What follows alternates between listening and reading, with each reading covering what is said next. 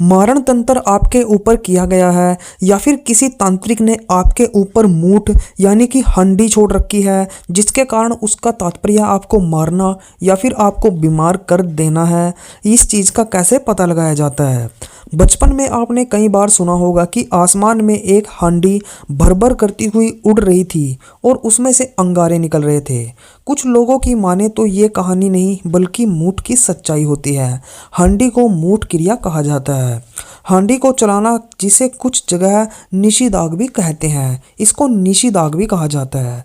यह एक ऐसी शक्ति होती है जिसका प्रयोग तांत्रिक लोग लोगों को मारने या फिर उस जगह से भगाने के लिए करते हैं। भले ही आज कोई इस तरह की बातों पर विश्वास करे या ना करे, लेकिन आज से लगभग 20 से 40 वर्ष पहले इसके प्रयोग से जुड़ी हुई बातें काफ़ी सुनने को मिलती थी। हांडी चलाना तांत्रिक अभिक्रम के उच्चाटन और मारण क्रिया के अंतर्गत आता है। इसके जरिए हम किसी भी बेहद इंसान को या तो बीमार कर सकते हैं या मार सकते हैं। तांत्रिक ज़्यादातर इसका प्रयोग करते हैं। इसका प्रयोग किसी को मारने के लिए भी किया जाता है। हांडी को चलाना मतलब शमशान में जाकर एक कच्ची हांडी को अभिमंत्रित कर उसमें जलते हुए दिए को रखना और फिर किसी शैतानी शक्ति या फिर कोई भटकती हुई आत्मा को उस हांडी के ऊपर सवार कर देना। इसके बाद मंत्रोच्चारण के द्वारा उस व्यक्ति का नाम लिया जाता है और फिर इस हांडी को चला दिया जाता है और तब ये शक्ति छोड़ दी जाती है। जब इसको उड़ा दिया जाता है तो यह उस व्यक्ति के पास जाती है जो उस अमुक व्यक्ति के पास हवा में उड़ेगी। वो हंडिया हवा में उड़ते हुए उस व्यक्ति के पास पहुंचेगी। ये शक्ति उस व्यक्ति को दिखाई भी दे सकती है और नहीं भी। जरूरी नहीं है कि उसको दिखाई दे या ना दे। तो 3 बार यह उसके पास जाकर उसका नाम पुकारती है। जब आदमी के पास यह पहुंच जाती है या फिर वो अपने घर होता है तो ये हांडी उसका नाम 3 बार पुकारती है। आपको ऐसा लगेगा कि आपको दरवाजे के बाहर से कोई बुला रहा है।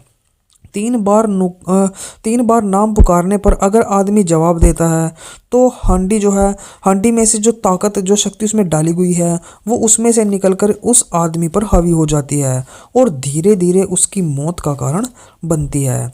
अगर 3 बार तक वह आदमी ना बोले यानी कि हांडी को जवाब ना दे तो ये जो शक्ति होती है ये वापस लौटकर चली जाती है। ये कोई कल्पना नहीं बल्कि हकीकत है। कुछ तांत्रिक लोग इसका नाम लेकर लोगों को काफ़ी ज़्यादा ठगते भी हैं क्योंकि लोगों को यही सही लगता है। अब हम आपको बताएं कि हांडी को चलाना जितना आसान है उससे कहीं ज़्यादा मुश्किल काम है उसके असर को काटना। कई तांत्रिक इसे चला तो देते हैं लेकिन उनको इसकी वापसी का कोई राज भी पता नहीं होता। ज़्यादातर लोग इसका प्रयोग तो करते हैं लेकिन इसको वापस कैसे लिया जाए इसके बारे में नहीं जानते। हांडी का प्रयोग बेहद ही खतरनाक बताया जाता है क्योंकि इसमें हमें जब तक पता चलता है कि ये मारण तंत्र आपके ऊपर किया गया है, बीमारी क्या है, तब तक आदमी की मौत भी हो चुकी होती है। ये बेहद तीव्र गति से अपना प्रभाव डालता है जिसकी वजह से आदमी के शरीर कमज़ोर हो जाता है और जल्द से जल्द उसकी मौत भी हो जाती है। वैसे तो हांडी तभी काम करती है जब आप उसे 3 बार पुकारने के बाद जवाब दें। अगर आप उसको जवाब ना दें तो फिर वो काम नहीं करेगी, वो वापस लौट जाती है। लेकिन इसका जो मायाजाल होता है वो काफ़ी खतरनाक होता है। कई जगहों पर हांडी को साकार रूप में देखने के जिक्र भी किए गए हैं क्योंकि जब ये जाती है तो किसी न किसी आदमी की इसके ऊपर नज़र भी पड़ जाती है। कोई इनको देख पाता है लेकिन कोई इनको देख भी नहीं पाता। तो ये मारण तंत्र होता है, ये किसी तांत्रिक के द्वारा ही भेजी जाती है। अब जानिए कि इसे कौन भेज रहा है।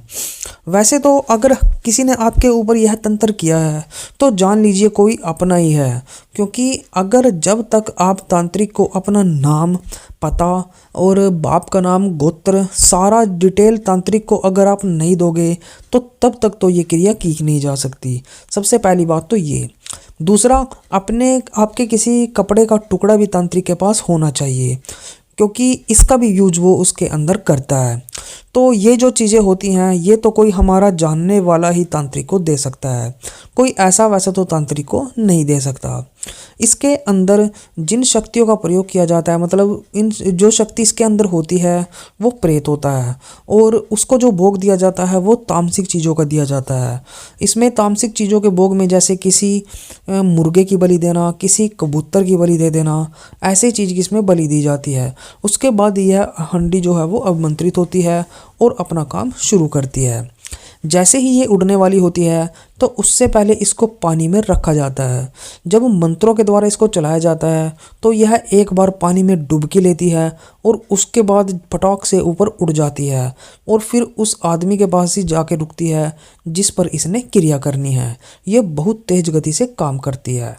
इसको चलाना आसान होता है लेकिन इसके तंत्र को काटना काफ़ी ज़्यादा मुश्किल होता है।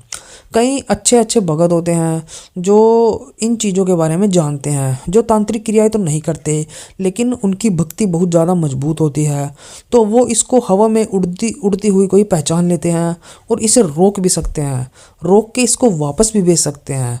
भक्तों के अंदर इतनी ज़्यादा ताकत होती है। अगर भक्त अपनी पे आए तो इसको वापस भी भेजेगा और जिस तांत्रिक ने भेजी है उस पे ही जाके इसका अटैक करवा सकता है। भक्त इतना ज़्यादा मजबूत होता है, उनको पता चल जाता है।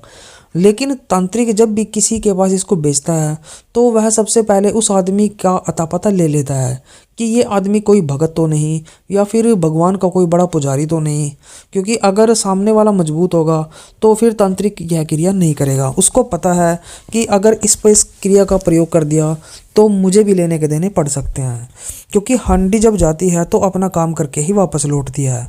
वो अलग बात है कि वो उस आदमी तक गई और आदमी के मतलब हंडी के 3 बार आवाज़ लगाने पर आदमी बाहर नहीं आया तो फिर वो वापस लौट जाती है, वो अलग बात होती है। लेकिन अगर वो उस आदमी तक पहुंच गई तो वो अपना मारण तंत्र वाला काम करके ही वापस लौटती है। तो हंडी के बारे में यही सारी चीज़ें होती हैं। अब कोई अपना ही है जो इस काम को कराएगा, क्योंकि अपनों को ही अपनी तरक्की हजम नहीं होती, वो खुद से ज़्यादा दूसरों से दुखी रहते हैं। तो थोड़ा सा आपको इस चीज़ का ध्यान देके ज़रूर चलना होगा। तो वक्तों वीडियो अच्छी लगी वीडियो को भी से लाइक कर दें और हमारे चैनल को सब्सक्राइब कर दें, और भी अच्छी अच्छी वीडियोज़ के लिए आप ऐसे ही हमारे साथ बने रहें। तो चलिए वक्तों, आज की वीडियो में बस इतना ही। मिलते हैं हमारी एक न्यू वीडियो के साथ, तब तक के लिए ओम नमः शिवाय, ओम नमः शिवाय, ओम नमः शिवाय।